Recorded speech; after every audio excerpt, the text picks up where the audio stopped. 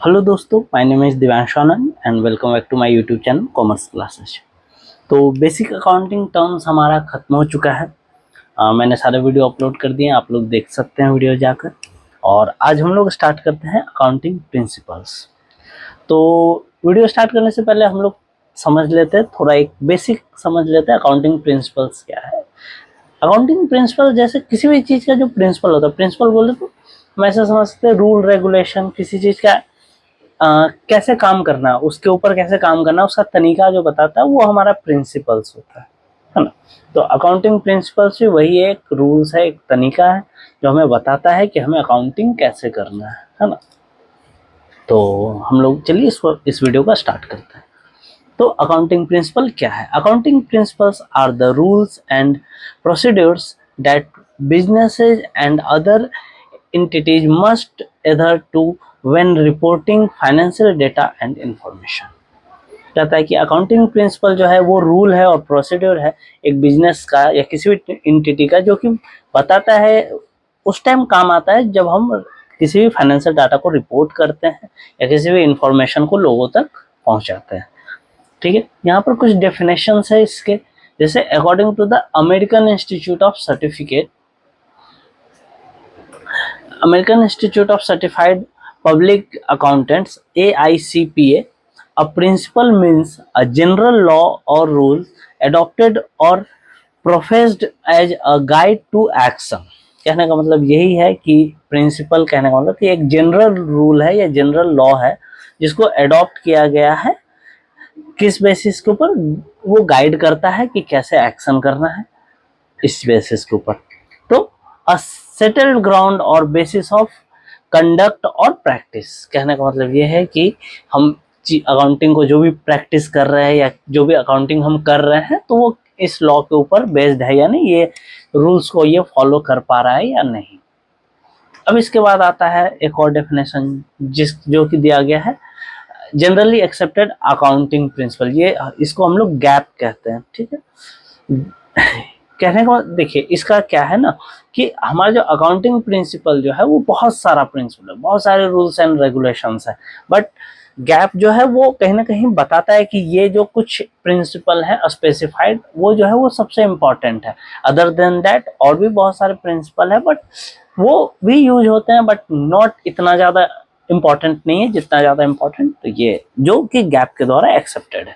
तो GAAP refer to the rule और guidelines adopted for recording and reporting of the business transaction in order to bring uniformity in the preparation and presentation of financial statement। Gap इस चीज को ensure करता है कि आप जो भी रिपोर्ट कर रहे हैं, जो भी रिकॉर्डिंग कर रहे हैं, वो एक तरह का हो, यूनिफॉर्म हो, मतलब एक तरह का हो। ऐसा ना हो कि आप जो अकाउंटिंग कर रहे हो और आपके बगल वाला जो बिजनेस है वो जो अकाउंटिंग कर रहा है उसमें बहुत डिफरेंस आ जाए, देन आप उसकी अकाउंटिंग नहीं समझ पा रहे हो, वो आपकी अकाउंटिंग नहीं समझ पा रहा है, तो फिर इसका कोई बेनिफिट नहीं रह जाता है ना। अब हम लोग देखते हैं nature of accounting principal. Nature of accounting principal, first dynamic. बहुत सारा ये अकाउंटिंग प्रिंसिपल है, बहुत सारे गाइड है, तो हम थोड़ा डायनेमिक हो पाते हैं, थोड़ा इसको खुद के अनुसार चेंजेस थोड़ा बहुत ला पाते हैं, है ना। ब्रॉड गाइडलाइन, बहुत बड़ा गाइडलाइन है तो आप उसको आराम से इजीली, आपको इधर उधर जाने का जरूरत नहीं है, आप अकाउंटिंग प्रिंसिपल को अच्छे से समझ गए, आप आराम से अच्छे तरीके से अकाउंटिंग कर पाएंगे। Not universally accepted. अब ये चीज़ है, जैसे हम लोग जैसा कि हमने बताया कि अकाउंटिंग प्रिंसिपल बहुत सारे हैं, तो जरूरी नहीं है कि हर अकाउंटिंग प्रिंसिपल हर जगह एक्सेप्टेबल हो। कई बार कुछ कुछ जगह पे एक्सेप्टेबल नहीं होते, बट कुछ कुछ जगह, मैक्सिमम जगह पे चीज़ें एक्सेप्टेबल होती है। लैक ऑफ वेरिफिकेशन, ये डिमेरिट भी कह सकते हो, बट नेचर, इसको हम लोग नेचर में ही लेके चलते हैं। अकाउंटिंग प्रिंसिपल को ऐसा कोई पर्टिकुलर पर्सन नहीं जो ये वेरीफाई करता है कि हाँ ये सच है या ये झूठ है, बट क्योंकि हम जो अकाउंटिंग बनाते हैं और वो उसमें ये रूल ही यूज होता है, देन इसीलिए हम लोग इसको सही मानते हैं।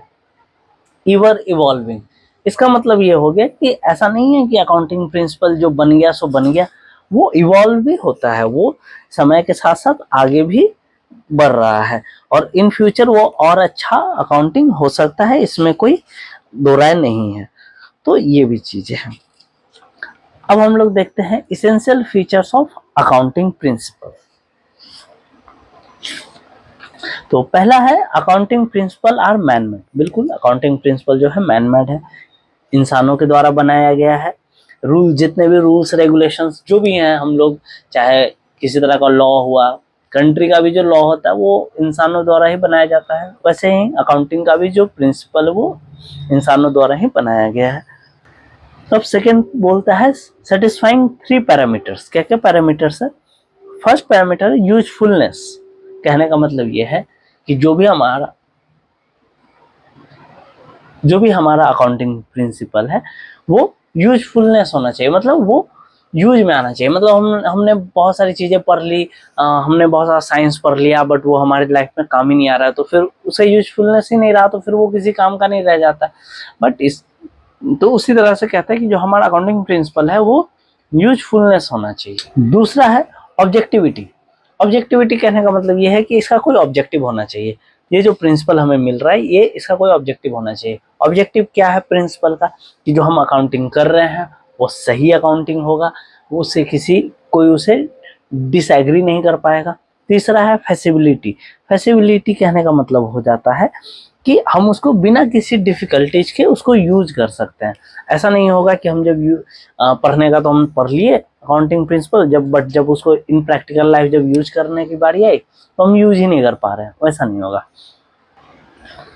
उसके बाद आता है difference in the use of principles. इसका कहने का मतलब ये है कि अलग अलग जो हमारा प्रिंसिपल है उसका अलग अलग यूज है।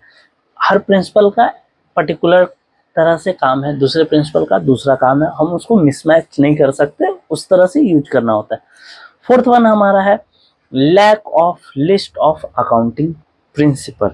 हमारे पास कोई पर्टिकुलर लिस्ट नहीं है ऐसा कि हम लोग यही प्रिंसिपल को यूज करके काम करेंगे। हमारे पास बहुत सारे प्रिंसिपल्स है, ये डिपेंड करता है कि हम किस तरह का बिजनेस कर रहे हैं, तो हमें ही इस चीज को देखना पड़ता है, रेक्टिफाई करना पड़ता है कि हम ये बिजनेस कर रहे हैं तो हमको क्या क्या क्या क्या प्रिंसिपल को यूज में लाना है और क्या क्या प्रिंसिपल्स को यूज में नहीं लाना है।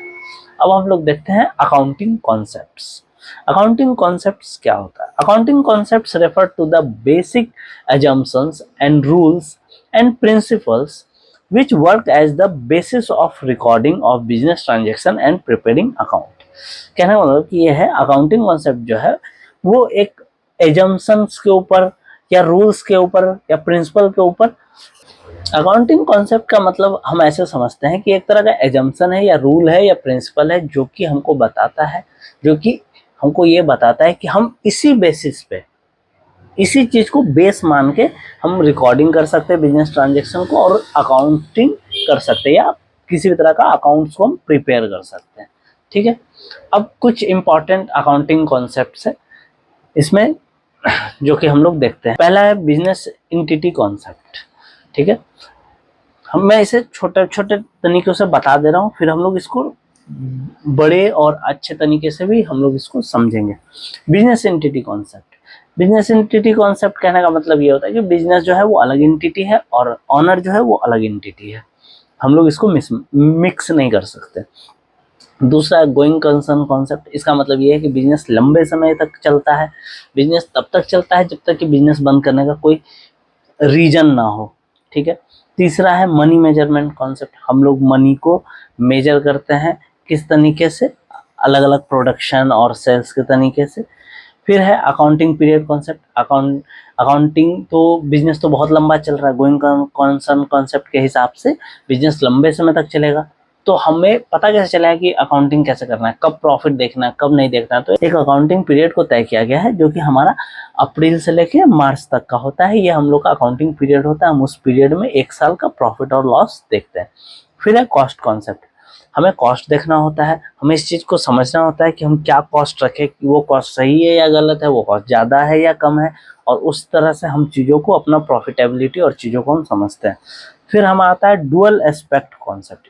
ये हमें बताता है कि हर एंट्री जो है वो 2 जगह होगी। कहने का मतलब ये है कि मैंने श्याम को 5,000 रुपये कैश दिए, तो ये एंट्री मैं 2 जगह करूंगा। एक श्याम के अकाउंट में एंट्री करूंगा कि 2,000 कैश दिए, कैश के अकाउंट में एंट्री करूंगा कि श्याम को 2,000 दिए। ये हमारा बताता है डुअल एस्पेक्ट कॉन्सेप्ट। फिर हमारा आता है मैचिंग कॉन्सेप्ट। मैचिंग कॉन्सेप्ट हमारा बताता है कि जो हमने एक साल में खर्च किए और जो हमारा रेवेन्यू है वो मैच कर पा रहा है या नहीं, वो उस तरह से मैच कर, मतलब एक दूसरे से मैच कर पा रहा है या नहीं। इसको मैं डिटेल में बाद में अगले वीडियो में मैं अच्छे से बताऊंगा। ओके, उसके बाद आता है रेवेन्यू रिकॉग्निशन या रियलाइजेशन कॉन्सेप्ट। कहने का मतलब ये है कि अगर हम जो भी बिजनेस कर रहे हैं, जो भी हम अकाउंटिंग कर रहे हैं, उससे कुछ रेवेन्यू जनरेट हो पा रहा है या नहीं हो पा रहा है, रेवेन्यू हम कर पा रहे हैं या नहीं कर पा रहे हैं, है ना।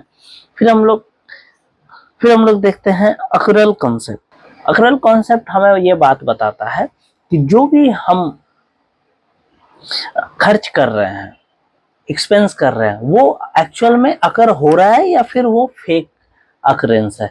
अगर हम फेक कर रहे हैं तो वो अकाउंटिंग सही नहीं होगा। अगर रियल है, अकरेंस हो रहा है, मतलब जो खर्च हम दिखा रहे हैं वो एक्चुअल में अकर हो रहा है, तो फिर वो हमारा अक्रूअल कॉन्सेप्ट के अंदर आता है। फिर आता है फुल डिस्क्लोजर कॉन्सेप्ट।